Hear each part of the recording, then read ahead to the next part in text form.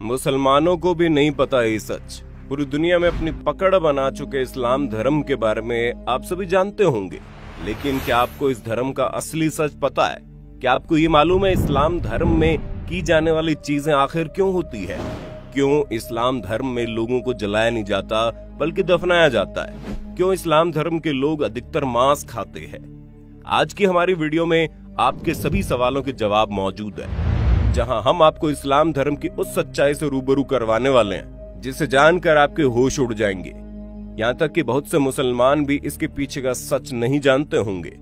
दोस्तों, हम अपनी वीडियो में जो भी बताएंगे वो सारी बातें तर्कपूर्ण होंगी, इसलिए कुछ भी कहने या सोचने से पहले वीडियो को पूरा देखना जरूर। दोस्तों, इस्लाम धर्म का सच जानने के लिए सबसे पहले आपको रामायण के बारे में पता होना चाहिए कि रामायण में सभी राक्षसों का वध किया गया था, लेकिन सिर्फ शूर्पणखा का वध नहीं किया गया था। उसके नाक और कान काटकर उसे छोड़ दिया गया था, जिसके बाद शूर्पणखा अपना चेहरा कपड़े से छुपाकर रहती है। रावण की मृत्यु के बाद शूर्पणखा अपने पति के साथ शुक्राचार्य के पास गई और जंगल में उन्हीं के आश्रम में रहने लगी। राक्षसों का वंश खत्म ना हो, इसलिए शुक्राचार्य ने शिवजी की आराधना की और शिवजी प्रकट हुए। शिवजी ने अपना स्वरूप शिवलिंग शुक्राचार्य को देकर कहा कि जिस दिन कोई हिंदू इस शिवलिंग पर गंगा जल चढ़ा देगा उस दिन राक्षसों का नाश हो जाएगा। तब तक के लिए जो राक्षसों का वंश है वो इसी तरह चलता रहेगा। अब शुक्राचार्य चाहते थे कि कोई भी उस शिवलिंग तक ना पहुंचे और राक्षसों का वंश कभी खत्म ना हो, इसलिए शुक्राचार्य ने डर की वजह से शिवलिंग को हिंदुओं से दूर रेगिस्तान में स्थापित कर दिया, जो आज अरब के मक्का मदीना में स्थित है। और इसलिए लोगों द्वारा कहा जाता है कि मक्का मदीना में एक शिवलिंग है जिस पर गंगा जल चढ़ाने पर पृथ्वी की पूरी कायापलट हो जाएगी। हालांकि सालों से कई सारे एक्सपर्ट इस बात से इनकार भी करते हैं, लेकिन अगर पौराणिक कथाओं की माने तो ये वही शिवलिंग है जिसे शुक्राचार्य ने हिंदुओं से बचाए रखने के लिए रेगिस्तान में छुपाया था। और इसी वजह से कोई भी हिंदू मक्का मदीना के अंदर प्रवेश नहीं कर सकता, क्योंकि अगर किसी हिंदू ने अंदर मौजूद शिवलिंग पर गंगा जल डाल दिया तो शूर्पणखा के वंशजों का विनाश हो जाएगा। शूर्पणखा जो आज उस समय अपना चेहरा ढककर रखती थी, वो परंपरा उसके वंशजों ने पूरी तरह निभाई। आज भी इस्लाम धर्म को मानने वाली औरतें अपना चेहरा ढक कर रखती हैं, और ये सुनकर आपको धक्का जरूर लगेगा, लेकिन शूर्पणखा के वंशज आज मुसलमान कहलाते हैं, क्योंकि शुक्राचार्य ने उन्हें वरदान दिया। इस वजह से विशेष तौर पर मुसलमान शुक्रवार को महत्व देते हैं। इन सारी चीजों को जानने के बाद आपके दिमाग में सिर्फ एक सवाल आ रहा होगा कि आखिर इस्लाम कैसे पैदा हुआ। तो दोस्तों, आपको बता दें, इस्लाम कोई धर्म नहीं है, वो एक मजहबी दिनचर्या है। दोस्तों, वहाँ पर मजहब का मतलब होता है अपने कबीले के गिरोह को बढ़ाते चले जाना, यानी कि अपने कबीले में रहने वाले लोगों की संख्या को बढ़ाते रहना। दोस्तों, ये तो हम सभी जानते हैं कि इस्लाम धर्म की स्थापना करने वाले मोहम्मद अरब के वासी थे, और अरब के देशों में सिर्फ और सिर्फ रेगिस्तान पाए जाते हैं। वहाँ जंगल तो छोड़िए, हरियाली भी नहीं होती, लेकिन वहाँ पर मुश्किल से इक्का दुक्का ही पेड़ पौधे नजर आते हैं। और इसी वजह से वहाँ पर लोगों के मरने के बाद उन्हें जलाने के लिए लकड़ियां न होने के कारण मृत शरीर को जमीन में दफना दिया जाता है। अब रेगिस्तान में हरियाली तो है नहीं, इसी वजह से वहाँ पर हरा चटक रंग देखकर इंसान जला जाता है, जो कि सूचक का काम करता है। इसी वजह से इस्लाम धर्म में हरे रंग को इतनी ज्यादा महत्वता दी जाती है। अरब देशों में पड़ने वाली गर्मी किसी की भी हालत खराब कर सकती है। वहाँ के लोग तेज धूप में रेगिस्तान में सफर करते थे, और इसी वजह से वहाँ पर लोग अपने सिर को ढकने के लिए टोपी पहनने लगे, ताकि धूप की गर्मी से वो लोग बीमार ना पड़े। और ये प्रथा आज भी चली आ रही है, जहाँ पर अरब के देशों में देखेंगे कैसे लोग अपने सिर पर कपड़ा बांध कर रखते हैं, ताकि धूप की गर्मी उन्हें नुकसान ना पहुँचा पाए। अरब के देशों में पानी की बहुत ही ज्यादा कमी देखने को मिलती थी। ऐसे में लिंग यानी मूत्र मार्ग को साफ करने में पानी खराब न हो, इसलिए वहाँ के लोग यानी कि इस मजहब के लोग अपना खतना करने लगे। दोस्तों, खतना जो प्राइवेट पार्ट होता है उसका आगे वाला हिस्सा काट दिया जाता है, और ये चीज अभी तक चलती आ रही है। सब लोग एक ही कबीले में खाना बदोश होते थे, इसलिए आपस में भाई बहन की निकाह कर देते थे।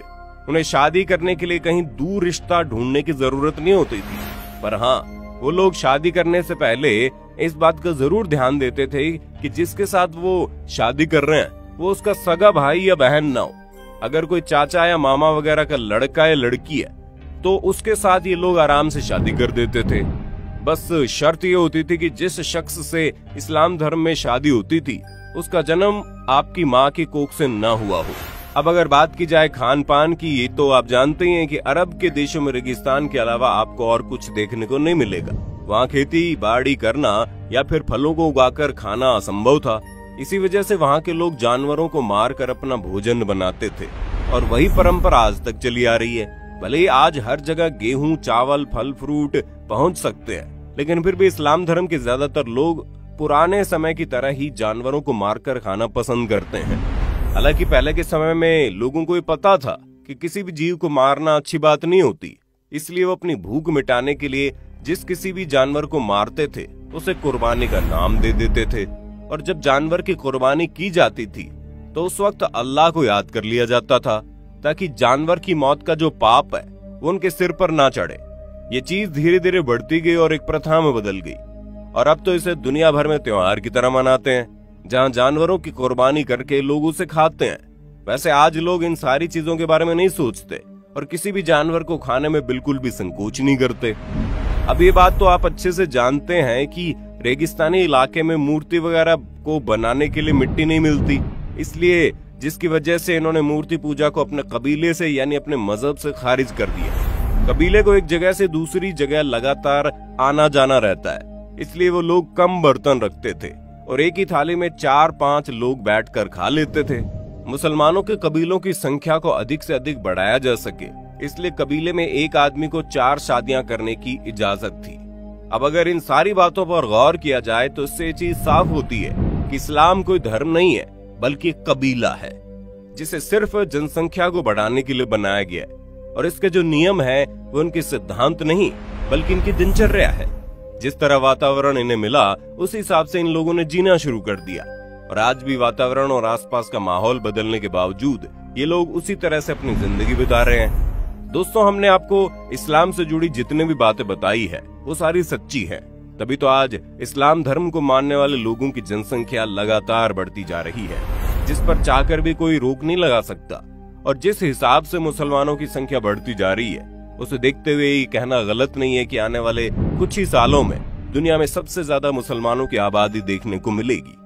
अब हमारे बहुत से मुसलमान भाई बहनों को ये सारी बातें सुनकर बुरी लग रही होंगी, हम उनके धर्म को इस तरह से कह रहे हैं, पर दोस्तों हमारा इरादा किसी भी धर्म को ठेस पहुंचाना नहीं है, बल्कि हम तो आपके सामने कुछ ऐसे फैक्ट्स रख रहे हैं जो पूरी तरह से लॉजिकल है। और अगर आप उस पर गौर करेंगे तो आपको समझ में आएगा कि हम जो कह रहे हैं वो वाकई में सच हो सकता है। और इन सब की सबसे ज्यादा हैरान करने वाली बात यह है कि इस्लाम धर्म को मानने वाले लोग खुद भी ये नहीं जानते हैं कि वो इस तरह की सोच क्यों रखते हैं और क्यों इस्लाम धर्म को मानने वाले अधिकतर लोग दूसरे धर्म को कम समझते हैं। हम ऐसा नहीं कह रहे कि मुसलमान लोग ही अपने धर्म को ऊंचा रखते हैं और बाकी लोग अपने धर्म पर ध्यान नहीं देते, बल्कि हिंदू से लेकर सिख और ईसाई तक हर धर्म के लोग अपने धर्म को महत्व देते हैं। किसी भी धर्म में, फिर चाहे वो इस्लाम धर्म ही क्यों ना हो, उसमें दूसरे धर्म को नीचा दिखाना नहीं सिखाया गया है। लेकिन फिर भी मजहब के नाम पर दंगे होते हैं, जबकि चाहे हिंदू हो या मुसलमान, किसी को भी ये नहीं पता कि उनकी शुरुआत कहाँ से हुई और जो सिद्धांत और नियम कानून वो सीख रहे हैं वो किसने बनाए और किस लिए बनाए। लोग तो सिर्फ आंख बंद करके अंधों की तरह उन्हें मानते जा रहे हैं, परंतु उसके पीछे का सच किसी को नहीं पता। अब आपका इसके बारे में क्या कहना है कमेंट में बताना, और इसी तरह की वीडियोस को देखते रहने के लिए चैनल को सब्सक्राइब करना बिल्कुल ना भूलें। धन्यवाद। दोस्तों, आपकी स्क्रीन पे 2 और वीडियोस दिख रही हैं, जिसे देखने के लिए आप इस स्क्रीन पर क्लिक करें। दोनों देखिएगा, बहुत अच्छी वीडियो बनी है।